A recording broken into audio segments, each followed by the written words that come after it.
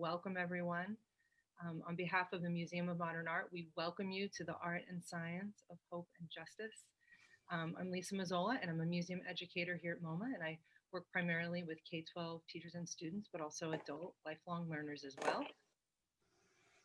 Hi, everyone. I'm Jackie Armstrong. I'm a visitor researcher here at MoMA based in the Education Department. This program is part of the Artful Practices for Wellbeing initiative, which started in March after the museum closed and we began sheltering in place. We realized that there was a need to give all of our audiences, colleagues, and ourselves tools to help stay grounded and feel supported during these uncertain times. We had many discussions about the importance of being trauma aware and focusing ideas on compassion, resilience, presence, and connecting. In September, we launched an audio playlist featuring experts in fields such as psychiatry, eating disorder treatment, somatic experiencing, and in the case of Dr. Sará King, neuroscience and medical anthropology. It was from working on this playlist that the event today began to take shape. Jackie and I would like to thank our colleagues in the Education Department for allowing us the opportunity and also the agency to pursue this important work. We would also like to thank the audiovisual and creative teams for helping us produce this event. We are grateful to Dr. Sará King, Dr. Dan Siegel, and Orlando Villarraga for their energy and vision around this collaboration. It has been a pleasure to partner with them. This program is also in conjunction with The Future is Unwritten, an initiative by Culture Runners and the World Council of Peoples for the United Nations, launched in 2020 as part of the United Nations 75th Anniversary Dialogue Series. Highlights from this program will be incorporated into UN messaging to UN member states. This series was created to explore culture's role and value as humanity faces its greatest test since the UN's formation in the aftermath of World War II. We are grateful to have recently connected with Chris Bailey through a conversation with Culture Runners about the impact art can have on well-being. Chris Bailey is the Arts and Health Lead at the World Health Organization, as well as an artist and storyteller.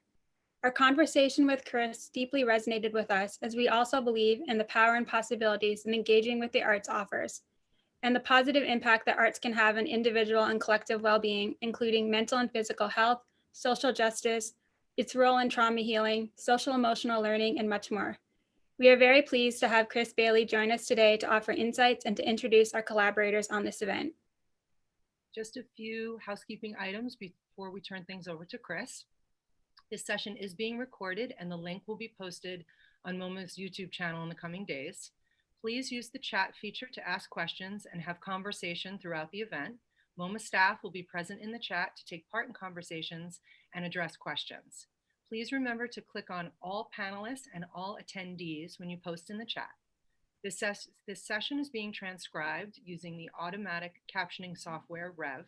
This is to assist people who are deaf or hard of hearing, but can be useful to many of us. To access the captions, please click on the CC button. On most devices, this will be at the bottom of your screen. So now we'll turn things over to Chris Bailey. Hello, everyone. My name is Christopher Bailey. I'm the Arts and Health Lead at the World Health Organization here in Geneva, Switzerland. I hope everyone is safe and happy and productive. Many of you may be wondering with some surprise that WHO has an arts and health program at all. So maybe we should talk a little bit about that. And what does that actually mean? What is the connection between art and health? In fact, what is the connection between art and the science of justice and hope?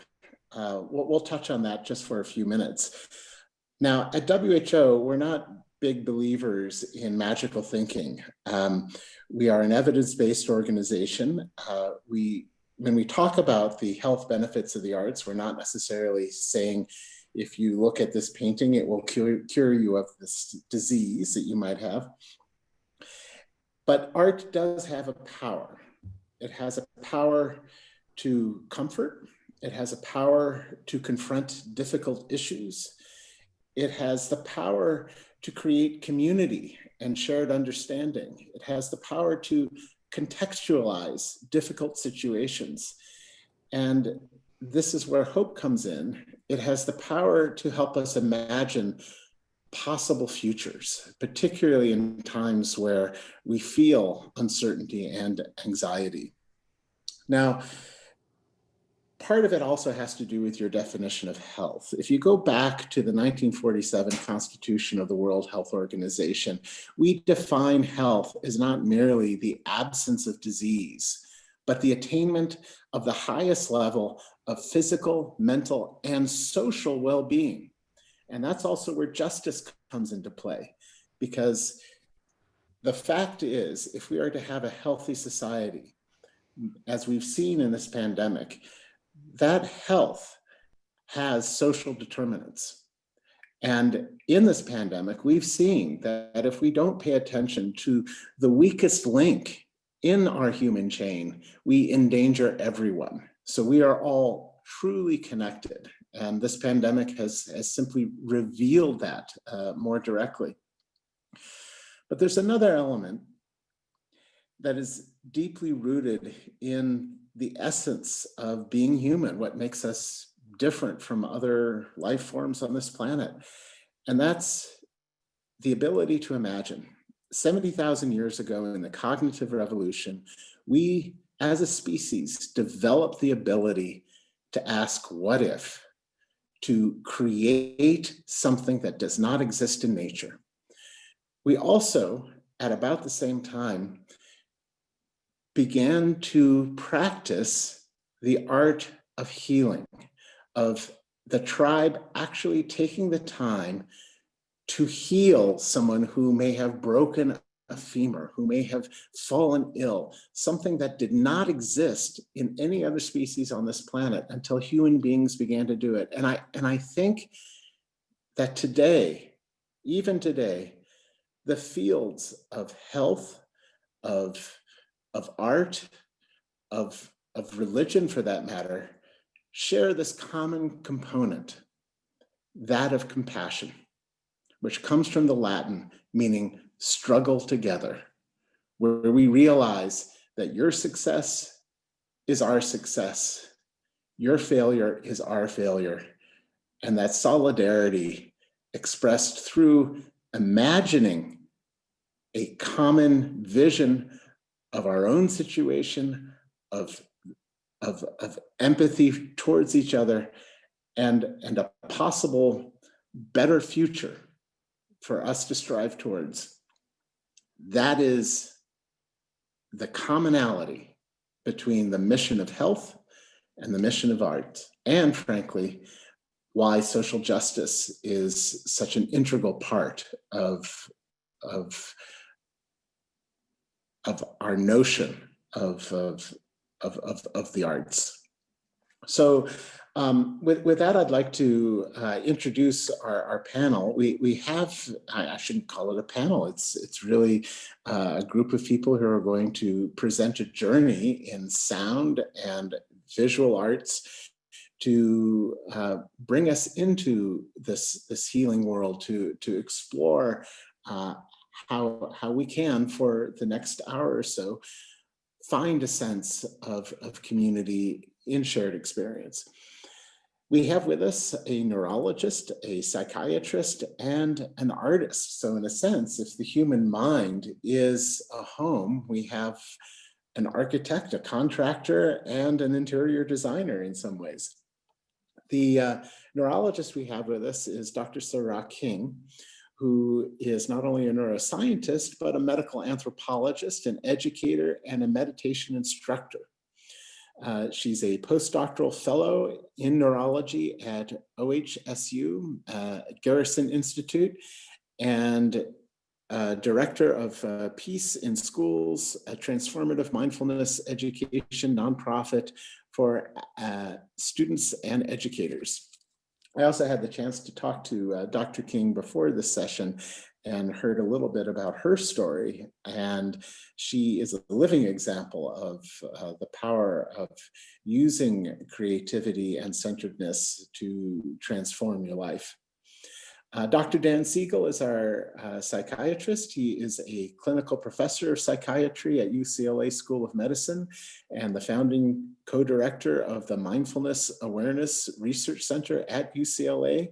He is also an acclaimed author of many best-selling books, including his most recent one, Aware, The Science and Practice of Presence. And we have our artist, Orlando Villarraga, who is a poet, musician, and visual artist.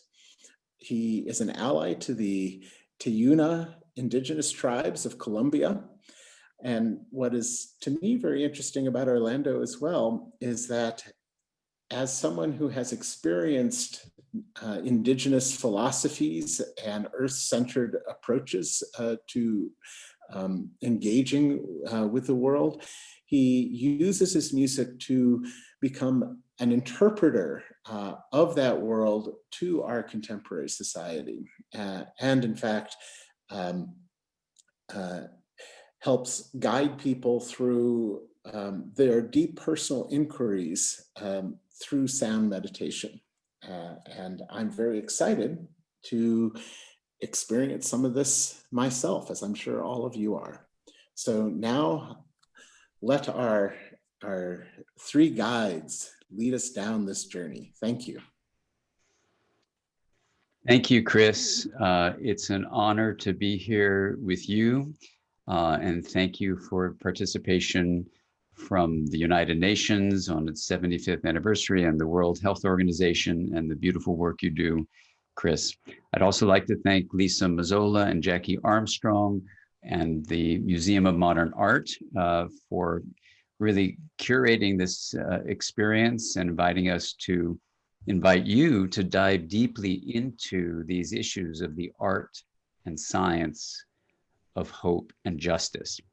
And to do this, my colleagues and I, Dr. Sará King and Orlando Carlos Villarraga, and I will be inviting you to dive deeply into an experience of art in certain ways. So for many of us, that will be a wonderful opportunity to explore the visual input of many of the paintings and photographs that we'll be exploring now.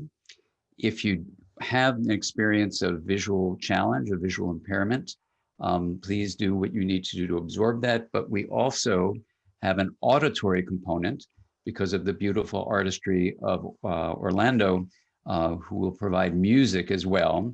And as you've heard in our introduction, if it's hard for you to hear as well, you can press the closed caption and really respect however the channels of energy are coming into you.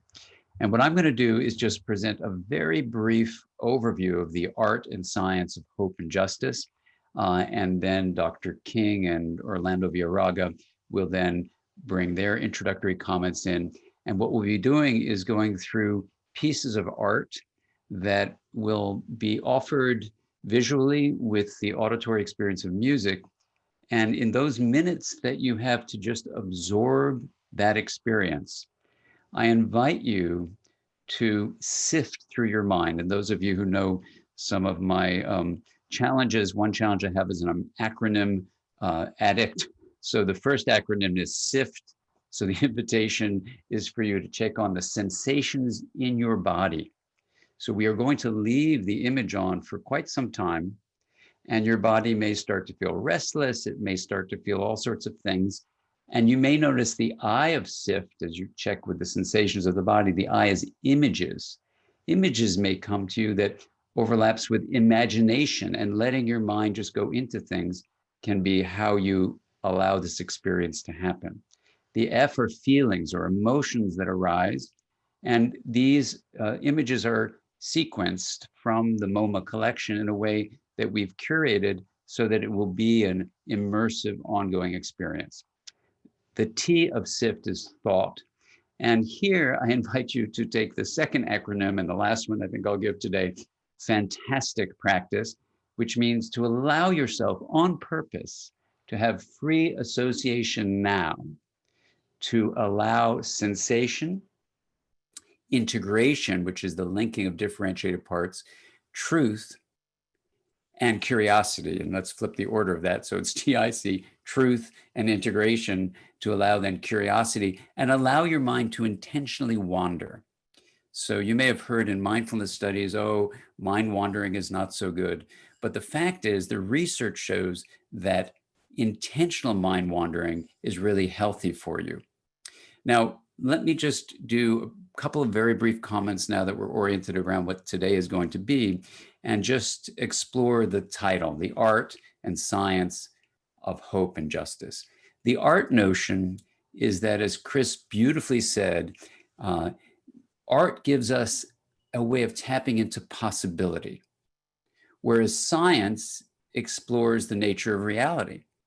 So taken together, you can see where to study how things are in a disciplined way, always challenging its own assumptions and hypotheses, that's science.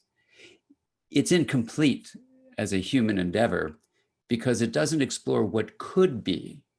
And that is really the purview of art, whether it's the art that you'll see today in vision or music or poetry, using the larger frame of art as a tapping into possibility. So the art and science of hope, which we can explore with the idea, as Chris also mentioned, that it's a way of tapping into something that takes you beyond the options that you see available to you right here. And you say, well, out there in the next bit of time or the next bit of space, there are more possibilities than I can see at this moment. And I can move toward those possibilities. And that's where you see the art and science go together.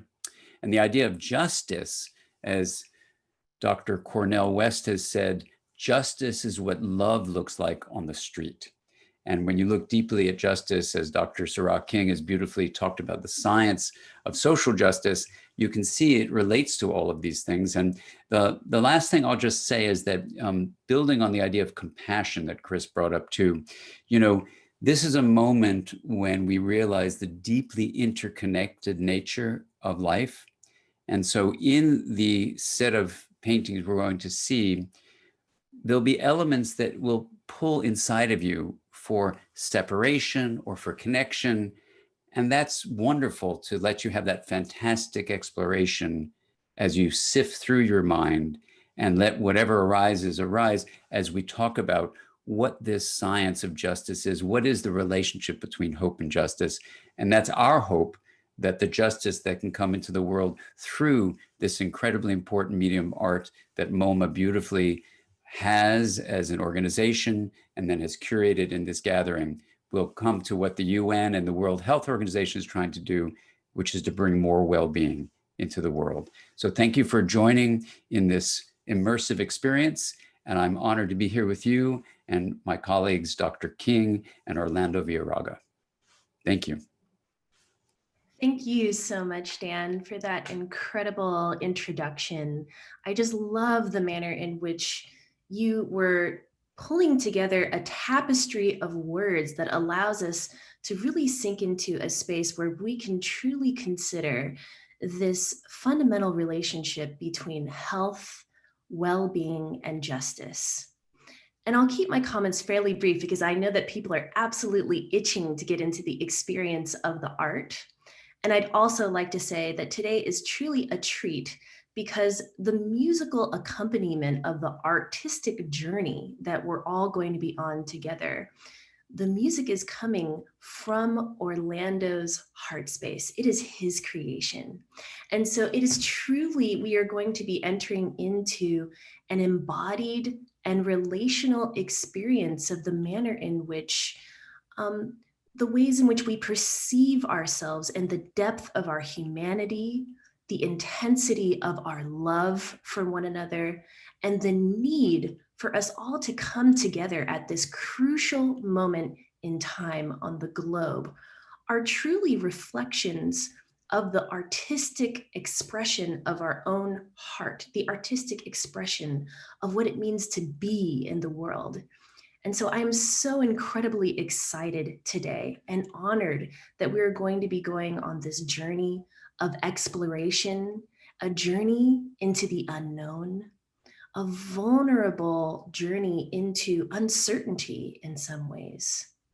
And it is truly my hope that as you are taking this art into your own being, that it begins to reflect and intermingle with your experience of consciousness itself, such that Orlando's music will be able to provide a portal of awakening awareness inside of us all, so that we can come out the other side of this journey truly transformed with one another. And at that, I'd like to hand it over to my colleague, Orlando.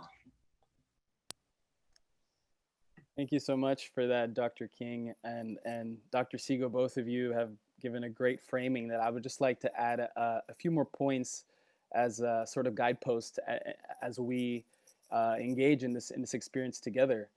I think one of the concepts I'd love to bring in is the concept of listening. And I think in both my experience as an interpreter and my experience as a musician, instrument and experience designer, that's sort of at the core of it all, is an ability to fully step into our listening. And what listening really means is that it's not just hearing the sounds coming into your ears, but rather a full presence and awareness of relating to what your information is coming in, and really almost tasting all the intricacies of all the information coming into your hearing ability. I think I love where Christopher began the introduction. I love to bring that back, the concept of when we began to heal as tribes way back many centuries ago. And one of the things that, as Christopher mentioned, my work with the Tayuna has really landed and integrated into my life, is the idea that hope is a communal thing. And for me, I really experience it as this ability to really know that us in unity can really sort of augment, and the hope can grow exponentially. So as we're going to go listen to this experience collectively, I hope we can generate this feeling of hope, as well as giving just some tips on how to step into that reflective space with the music and the visuals. One of the things that I just really like to mention is, if we allow ourselves this experience of listening as an opportunity to take whatever sound and image, both listening literally but also symbolically to what is coming in and what we're relating with, as an opportunity to not necessarily react right away and jump to I like this or I don't like this. There might be images that are more challenging and sounds that are more challenging, but at the end of the day, just sitting in that space of allowing the feelings and the ideas to come and go wherever they take you, and reminding ourselves that in the sort of different emotions we might experience, there's many beautiful perspectives that can be offered and hopefully integrated into our being. So on a technical note, as we're getting ready to start this, please, if you need, adjust the volume lower if it's too high, or bring it a little higher on your end. Feel free to do so. And at any moment also, if you need to take some time just for yourself and take a break from the experience, please do that. The most important thing here is each of our individual experiences through this artwork. And with that being said, I'd kick it back to Sarah and to get us started on this experience. Thank you so much, Orlando, for your incredibly compassionate instructions to everyone who is present here. And now we would like to bring up the first work of art, please.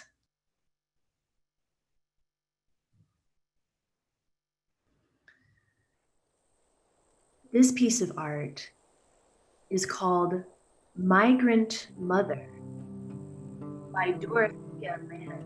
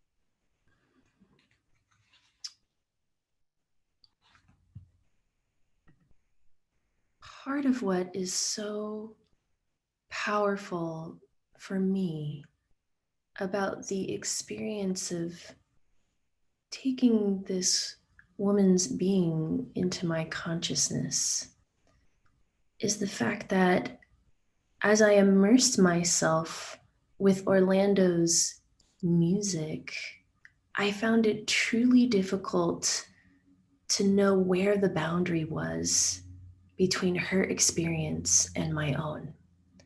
And I saw someone in the chat say that they are a mother and that they were really deeply resonating with this woman's suffering.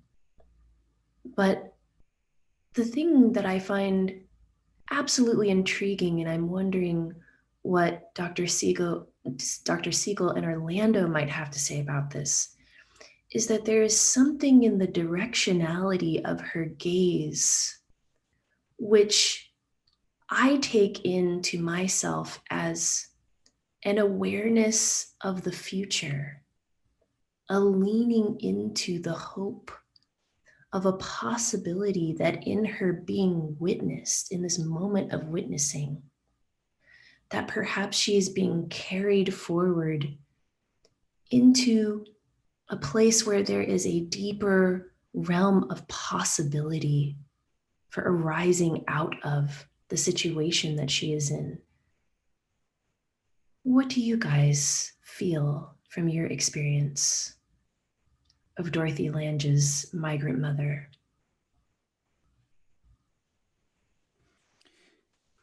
Well, I'll build on those beautiful reflections, Dr. King, and just start with, I think what perhaps we all feel is the music is just magical, Orlando, and thank you. And building on Dr. King's invitation to dive into the experience of this photograph, it's, you know, inside of me, there's so many levels. On one level, there's a feeling in my body, the S of sifting, you know, of just resonating with her, of feeling the worry, the concern, the focus, that sensation actually of paying attention brings us to what you'll see when you get to the background on this, a quote from the artist where she says, "Art is a byproduct of an act of total attention. The benefit of seeing can only come if you pause for a while," she says, "extricate yourself from the maddening mob of quick impressions ceaselessly battering our lives and look thoughtfully at a quiet image. The viewer must be willing to pause, to look again, to meditate."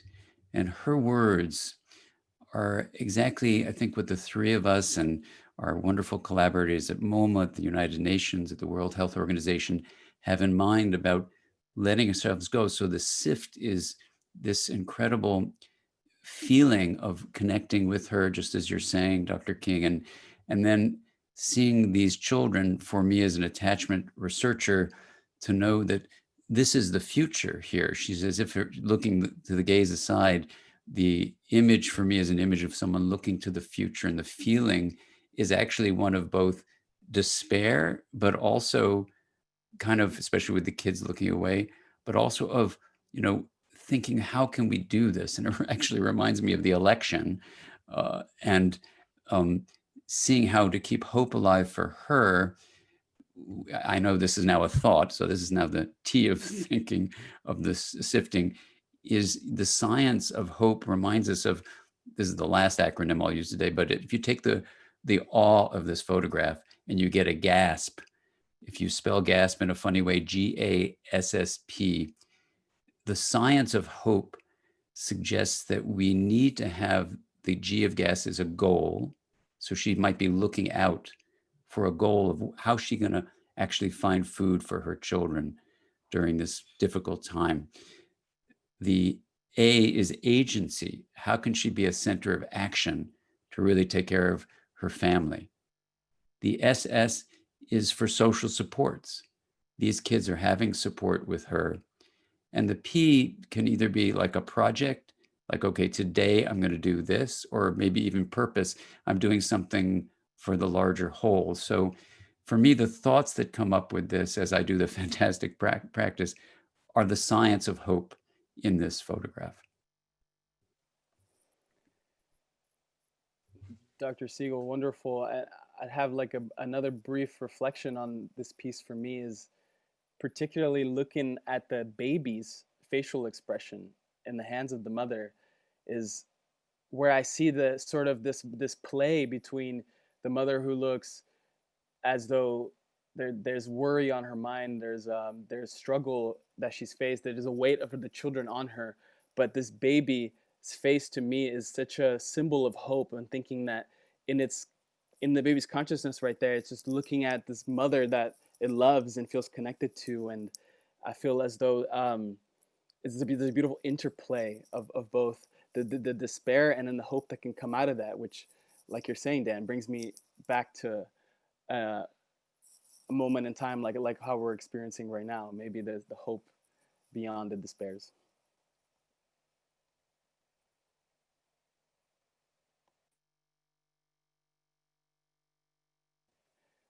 You're muted, Dr. Siegel. We can see many people are responding with different thoughts. And, you know, if this were like an all-day immersion, we'd want everyone to take a microphone and share. But I don't know how you feel. Perhaps we'll go on to the next image. And again, letting yourself sift through, have this fantastic practice of free association now, to allow, you don't have to make it happen, but to allow sensation, truth, integration, bringing it all different things together, and curiosity. Just allow yourself to have this fantastic practice.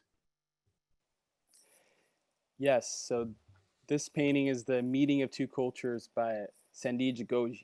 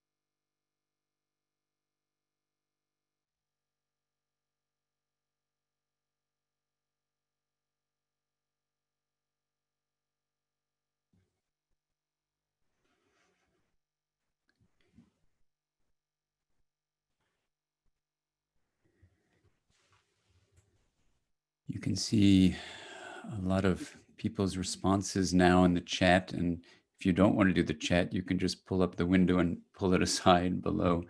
But if you do want to see it now, you can see people's responses. I know initially I didn't realize this was an artist who's coming from South Africa. And I thought of the caste system in South Africa once I learned that, and thought about Isabel Wilkerson's work. And the sensations in my body reflect a lot of what people are sharing. This, how can we come together? This handshake, the architectural ways, these images that come up are, can we remain, in this world I work in called interpersonal neurobiology, differentiated and yet linked.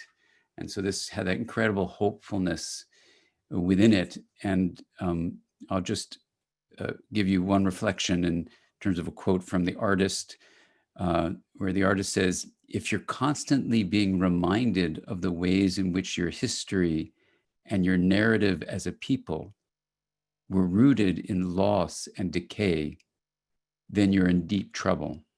Once you make a certain kind of peace with the past, then you should be completely oriented towards speculation about the future." From the artist, Carrie James Marshall.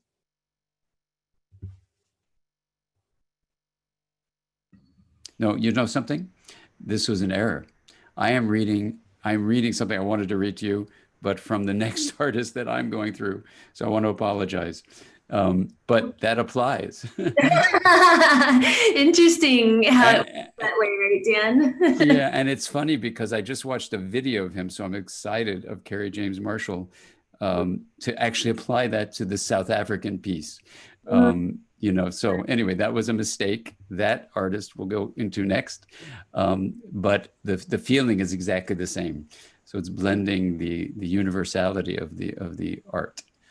Yes, absolutely. And it's interesting how you made this kind of like accidental transnational moment arrive right there, Dan, which is really just like further allowing us to lean into our own interdependence.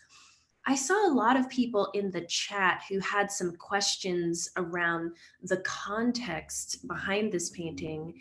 And I know that prior to coming on, we kind of had a little debate to ourselves, are we going to read the wall labels to some of these pieces, or are we going to be more leaning into quotes from the artists themselves?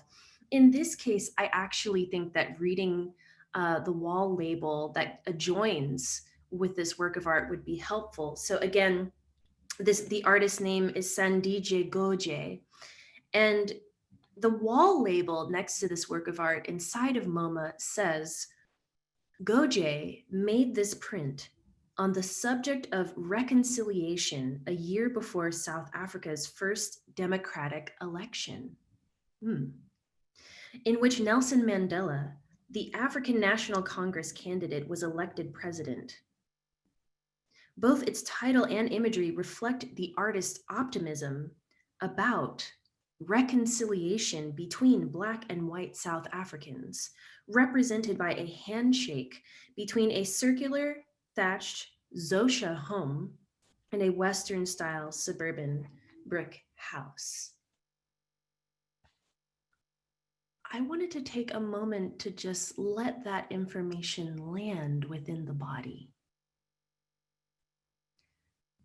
Now that you have a little bit more context for the artist's intention, what arises for you in your practice of sifting? Here, I'm actually going to take a couple of deep breaths and allow the experience of the art to flow through me.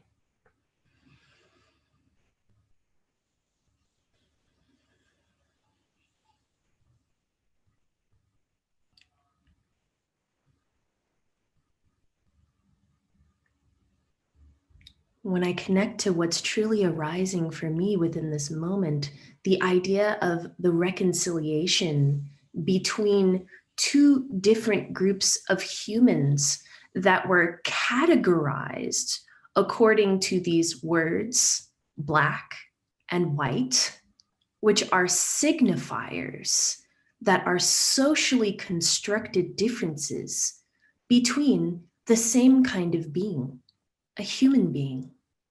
And one of the things that came forward really powerfully for me is in my experience of being a quote unquote interracial person.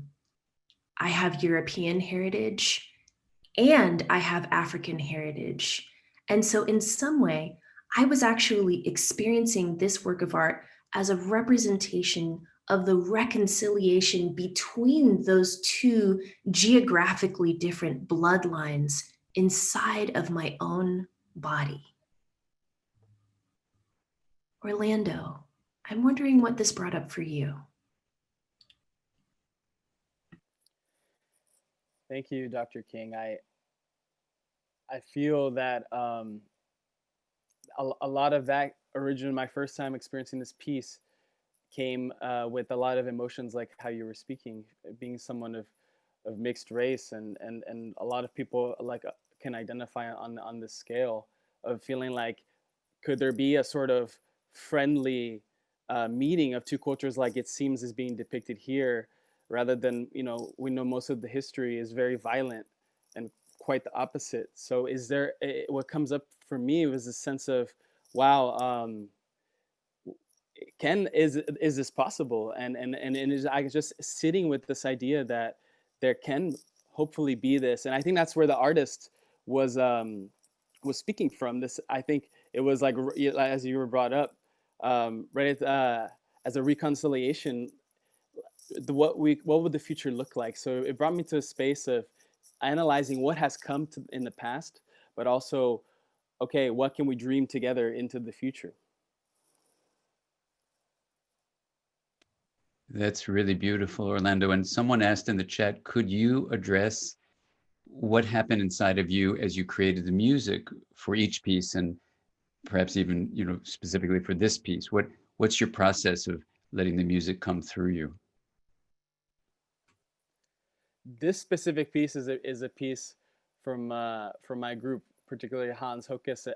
We make music as a group called the Resonance Experience, and I actually had to borrow this one from him because I just felt that there's a sort of ambiguity in the music for me of that piece that just played, that allows, it doesn't have to claim that this is solid and this is what's going to happen, this is what could happen, but allows for me personally like that spaciousness to be like, to let my, like you're saying, Dan, like let that organic healthy wandering that's going to emerge from experiencing this picture to just go about its way. And it's reminds me of an exercise that Dr. Angel Acosta has led us in. Sarah, I know you were part of this too, Dr. King, of it's called freedom dreaming, and just this ability of creating a container where we don't have to think of the things that limit us, but rather how big can we dream, and can that be possible now that we've thought of it? And I feel like that song to me creates the context to dream of freedom. Amazing, Orlando. We would now like to move on to the next work of art. Thank you. This is an untitled piece by Carrie James Marshall.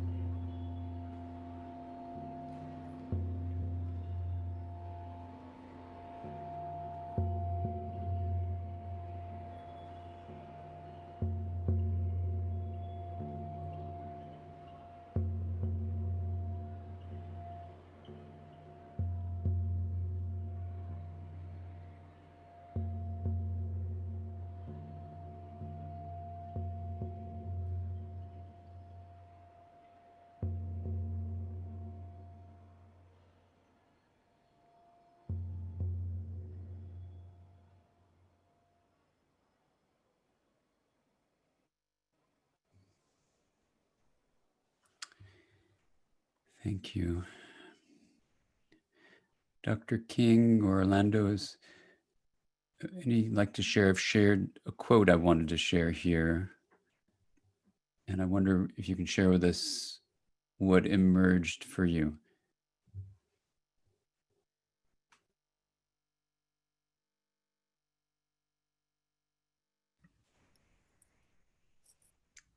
Go for it, Orlando. I saw you were about to speak.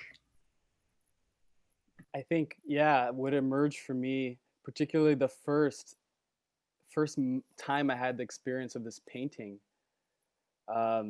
just sort of a natural tension I feel living in the United States, sort of that we have at this moment in time, particularly a heightened eyes on on the news of what's going on between police brutality and people of color, particularly Black people.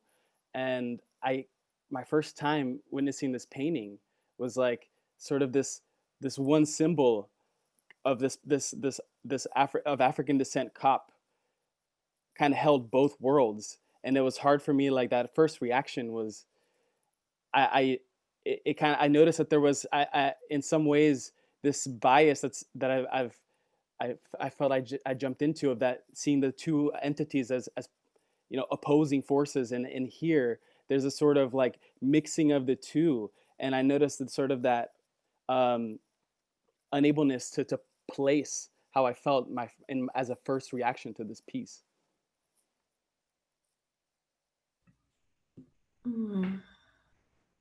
Thank you so much for your incredible honesty, Orlando. And, if I may, just in reflection off what you said about the situation of police brutality here in the United States, I have a little bit of historical reference here in front of me that says Carrie James Marshall made this painting at a time when news about police killings of unarmed Black men, women, and children was proliferating across the United States, leading to the inception of the Black Lives Matter movement.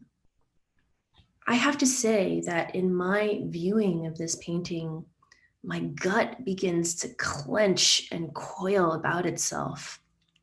I feel like a coldness, like a cold cloud of stiffness rolling over my heart, and an aching in my throat, as though there's something inside of me that wants to say, stop the madness.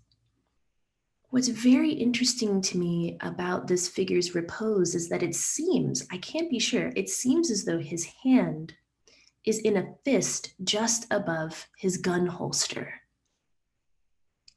Now, his body language seems to have an incredibly relaxed position, though he does seem to be alert, but the placement of his hand seems to indicate that at any moment, a choice could be made, and that choice could be one of life or death.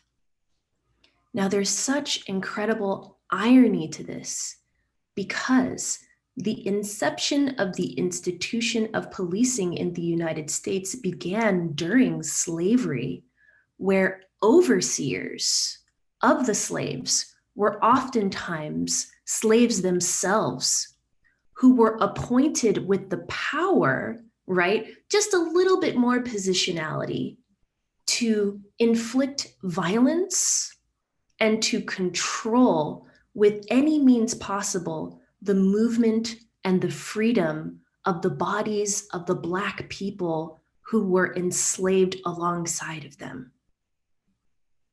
That shakes something up inside of me to think of us in 2020 navigating this cultural context.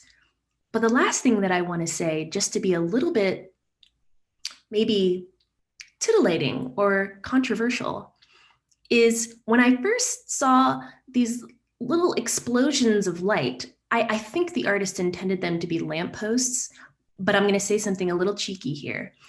I kind of thought that they might be UFOs bursting from the sky And that the artist, because I didn't notice the poll at first, and I thought to myself, is Carrie James Marshall trying to give some sort of commentary on like just the weirdness, the absurdity of the very idea of anyone being appointed with the power of life and death, as absurd as aliens falling from the sky? I don't know. That was my first interpretation.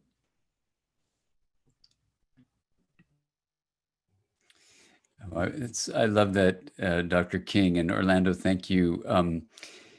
You know, it's an opportunity to experience what the artist may have had in mind, what we have in our minds as we sift through things, and even in the here and now moment, as people are writing in the chats and the three of us together. You know, the first image of the migrant mother tells us, you know, we've all come from somewhere and we're facing challenges, right? But then the second reminds us from South Africa that there are these caste systems that exist. And some people, like this person in this body with white skin in the United States, you know, is placed in a superior caste, and people with dark skin, especially from African origin, are placed in the subordinate caste, as Isabel Wilkerson talks about. So the second image brings up what someone in the chat had mentioned: isn't race a social construction? So in this third image, what comes up inside of me is, you know, in this country, then we have a construction of caste that looks at the pigment in your skin, sticks you like an architectural structure that feels like it's rigidified into a category. And then when you look at the deep science of caste that she so powerfully talks about in that book, you can see where then we dehumanize people in the subordinate caste. And that even Nazi Germany, before exterminating people of my background, of Jewish history, you know, turned to America to say, how does America so successfully dehumanize Blacks so we can do that to Jews? And so this painting evoked in me all sorts of feelings of horror, of feeling stuck in caste system dynamics, and everything you're describing is there. It also reminds me, as I look at the clock, that we have so much energy around this, that Orlando and Dr. King and I, you know, chose pictures from the MoMA collection because there was so much to do that actually emphasized the art and science of hope and justice as it particularly relates to what's going on now regarding Black Lives Matter and around the murder of people of color, especially Black people. And so the art we're about to see emphasizes that. We could do, you know, other events, you know, looking at indigenous peoples, people, Latinx peoples. There's all sorts of ways of exploring the art and science of hope and justice, which can be done, but because of timing, we've chosen to do that. So maybe we can go on to our next image right now.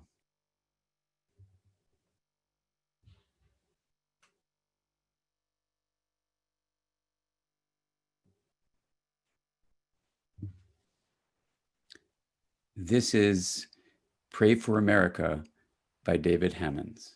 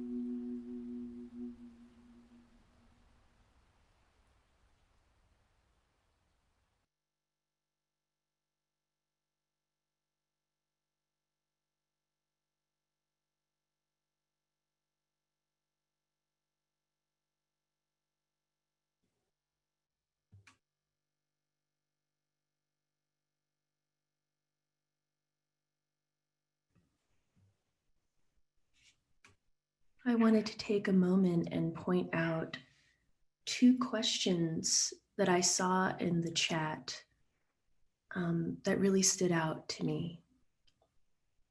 One of the questions was, can affiliation with a flag protect us? The other question was, what does it mean to be an American?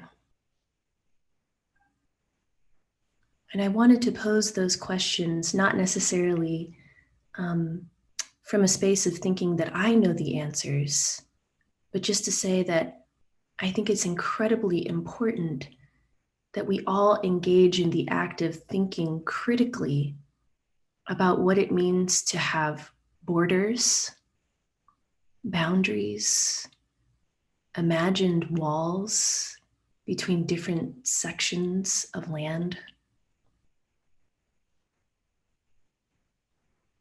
And then I was also reminded, Dan, of something that you said when we were meeting about this a few days ago.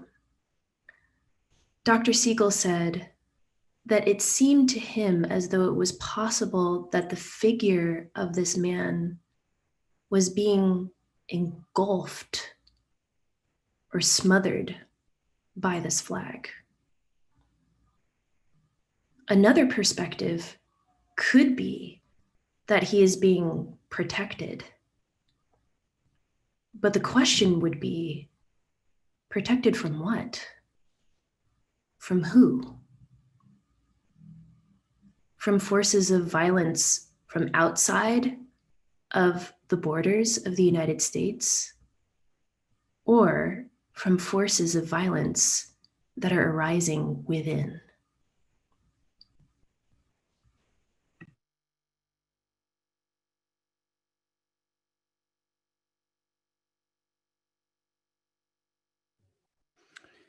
Thank you, Dr. King. You know, one of the many, many feelings, again, that comes up for this is to remind us all about the goal of America, the agency we have to vote, to vote, to vote. That's how we have agency in our country. And this is a very inspiring moment here when we can see that we can have agency that way. Orlando, I don't know if you want to anything before we go to our next image, because there's so much. We could spend an hour at least on each of these images, and it's wonderful that everyone's having the immersive experience, and we have others to attend to too. Yeah, Dr. Siegel, I think we go on to the next one that I could introduce, which is Hope for the Future by Charles White, and get a chance to experience this one.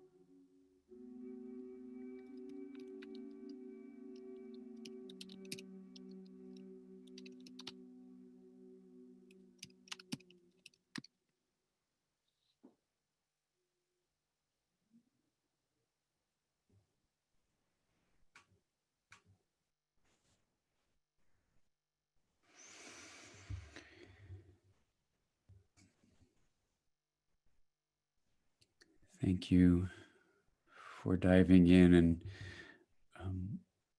to briefly share some reflections in the experience that happened viewing again. You know, is this despair? And yet it's titled, you know, hope for the future. And that noose that's some people have noticed in the chat, you know, reminds us of the lynchings that have been a part of the experience of African Americans in this country for hundreds of years.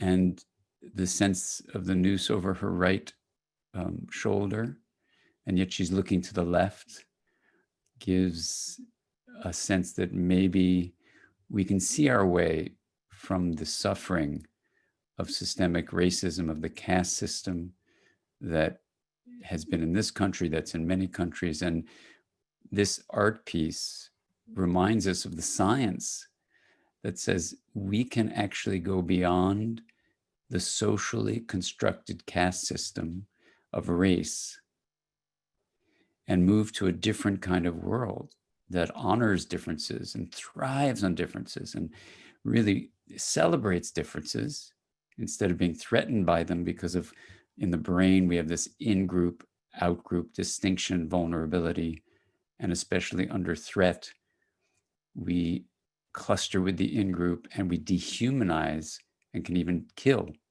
the out-group, which is what comes up in my sifting of this experience. And the largeness of her hands is, for me, the hope for the future, that as Lutheran Williams in his school is trying to bring an integrative approach to move beyond these social constructions of separation and dehumanization, that the future is hopeful, that justice can be a fundamental part of how we live.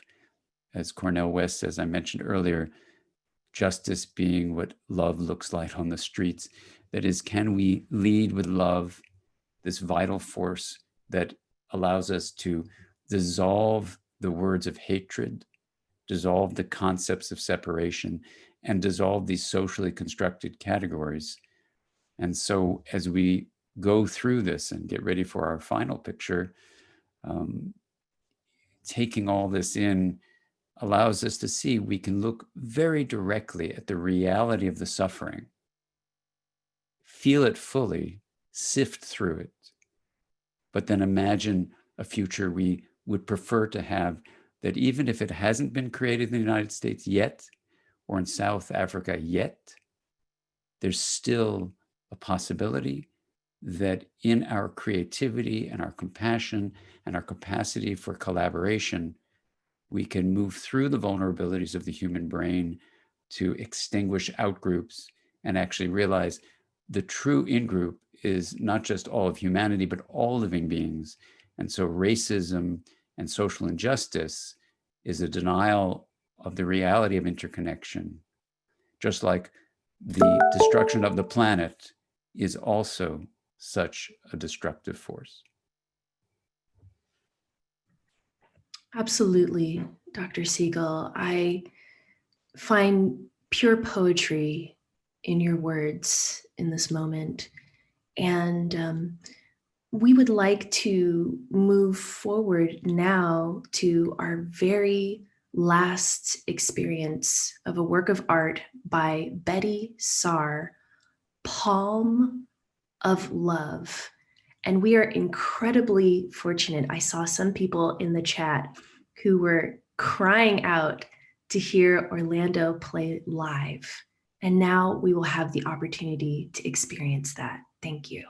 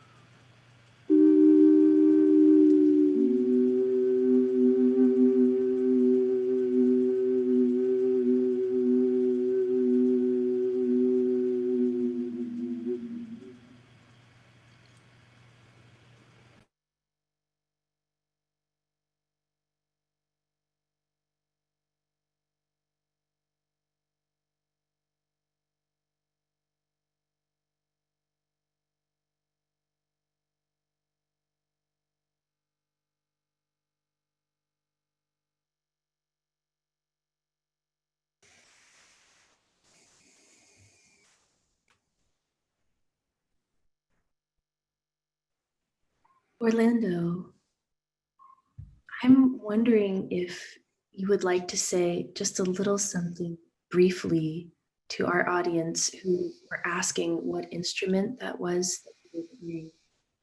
And if you might be able to say something briefly before we move into the end of our experience and Christopher Bailey's ending words, how you relate the experience of the music you played to this work of art.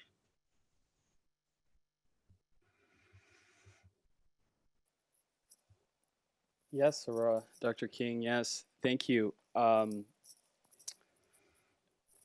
you hear me okay? Perfect.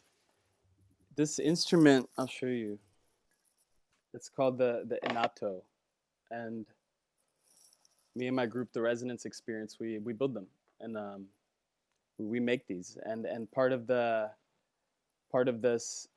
the reason why I feel called to play it, and particularly with this piece, is it's the sound for me holds both sadness and joy in one. It's as the tones switch, I feel both like kind of like a melancholic feel, as well as like a good processing of that emotion. And particularly for me, this piece sort of seems like the hands on the side to me were like handprints of the hand of love, but you couldn't identify it as the hand of love just in the prints it left. You actually had to see the original hand. You had to get to know the hand in order to have the energy of love revealed. So to me, the sort of like ambiguity of the prints that could be perceived in all sorts of ways are like a filter of like what the hand actually represents, which is love. And the sounds for me is where they take me. This the love underneath the filters.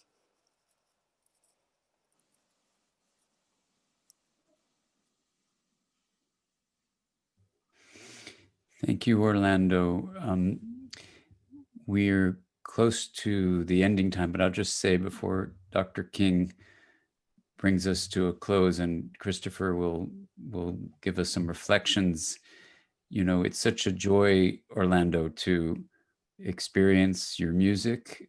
It's been an honor to be here with you and Dr. King to, you know, invite this experience together with everyone and to do it live, you know, so that even if you're watching a recording, I hope you'll feel the aliveness that we really wanted to bring to this collective experience. And, you know, the art and science of hope and justice is not just a title.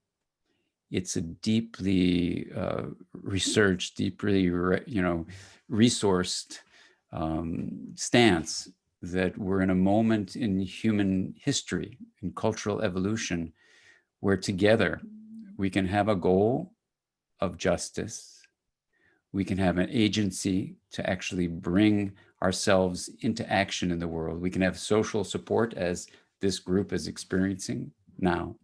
And the project is a more connected, compassionate, creative, collaborative world, which actually is possible. And that's where the art accesses the hope that the science tells us in reality we can create. So thank you all for being here. And I'll turn it over to Dr. King for some final words from us, and then to Chris. Thank you, Dr. Siegel. Thank you, Orlando, for the incredibly heart-expanding experience of togetherness that we've had today. It's my sincere hope that as all of you have been able to track the incredible international community that gathered here today, that you have a renewed sense for both your belonging in the world, as well as the ways in which it is entirely possible to communicate across any lines of difference and to establish a field of well-being that is an expression of social justice as well-being, that is scientifically grounded, as well as it is an emanation of our heart's greatest wish. And now I'll turn it over to you, Christopher. Thanks so much, Dr. King. And thanks to all of you, including those making the comments and joining us. I feel transformed. I needed this today. Those of us at WHO and people in the healthcare system around the world have been working nonstop for months, and to pause, to reflect, to share, to observe, to listen. I feel enriched by this experience. I think that rather than talk about the healing power of art, I'd rather demonstrate it with a 2-minute story that's a personal one on my side. When the ancient Greeks used the word catastrophe, it literally means in Greek an overturning. And as we face this pandemic and all the anxieties that are associated with it, the comfort is not in ignoring what is happening, but finding a meaning in it. To ignore what's happening, to embrace a false positivity is not healing. Healing is engaging in the moment and creating your meaning from it. In my case, my catastrophe, I have terminal glaucoma, and you may have been wondering about my glasses. I have less than 5% vision, and in my life, visual beauty was such a part of not only how I engage with the world and experience the world, but it was part of my job, and to lose that threatened not only my sense of identity, but how I engaged with other people. To be frank, it was like a death. And like a death, I went through periods of intense grief, anger, denial, even bargaining. If I behave in a different way, will it come back? And eventually acceptance. But more than acceptance, there was a moment of transcendence when I began to swallow my pride and adopt the adaptive technologies, learn the adaptive techniques of echolocation, beginning to use sound to navigate the world again. And I found that a change happened, that as I entered this world of the other senses, rather than regretting the loss of my vision, I began to embrace this new world of sound that was not better than the visual world. Certainly, much of the acuity had been lost, but in some ways was more palpable, was more physical, because the sound ran through the physical objects and I could feel the space around me rather than see it. And I began to accept and embrace my new identity. Just as you might willingly close your eyes to better embody a piece of music, just as you might willingly close your eyes to better savor a glass of red wine, just as you might willingly close your eyes to better trace the gentle slope of a lover's forearm, so too do I close my eyes to share this moment with you. Stay safe, everybody. Be kind to each other, and we all hope to be with you soon. Thank you, everyone, for joining us today, and thank you to our wonderful group of collaborators on this event. Thank you so much. Truly a wonderful, moving experience. Thank you. Thank you all for being here.